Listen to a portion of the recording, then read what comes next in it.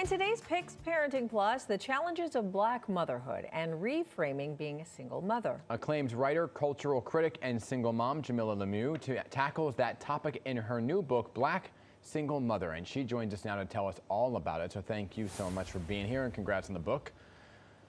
Thank you. And so let's talk about this, because data indicates, right, that nearly half of all Black mothers in the country are, in fact, single mothers, especially in cities like New York. So you're looking to redefine that term of baby mama, right? Can you explain how and why? Yes, Black single motherhood has been unfairly stigmatized and demonized for a very long time. And it's time for single mothers to stand proudly and say, we're here, we love our children, we're doing a lot of work to care for our children, and we should be celebrated instead of, stigmatized and harmed. Yeah, I mean, you mentioned that Black mothers are demonized. So how did that begin? When did that begin? And what can we do to change it?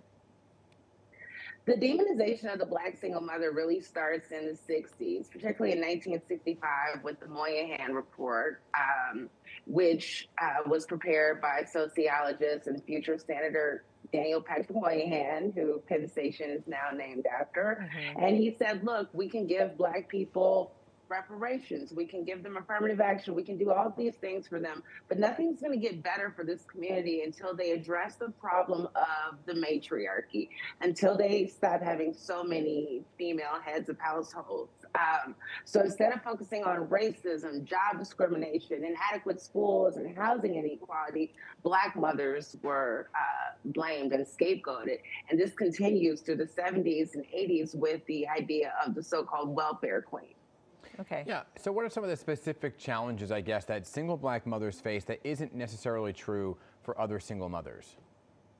Well, other single mothers of other races don't have to deal with the idea that they are somehow to blame for their people's problems.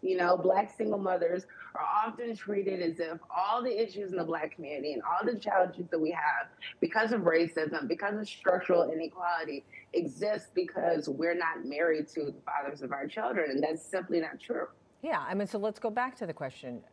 How do we change that? I mean, you've gone so far as to create a Bill of Rights for single Black mothers. So can you kind of walk us through the main points of it? Yes, I wrote in my book, The Baby Mama's Bill of Rights. I think all Black single mothers, and really all mothers, period, should have the ability to secure gainful employment, to have the full participation of their co-parent, regardless of their relationship status. Your child's father, if he is able and willing, should be a full participant in your child's life, helping with money, helping with childcare, doing some of the work of parenting, not letting a mother do it all to herself. Her community should support her and show up for her. She should be able to date. She should be able to have access to a happy and healthy sex life. She should be treated like a valuable human being who is doing important work to keep humanity going. All important stuff. Again, Jamilah, thank you for writing the book. Congrats on the book, and thank you for being here. Thank you. Jamilah's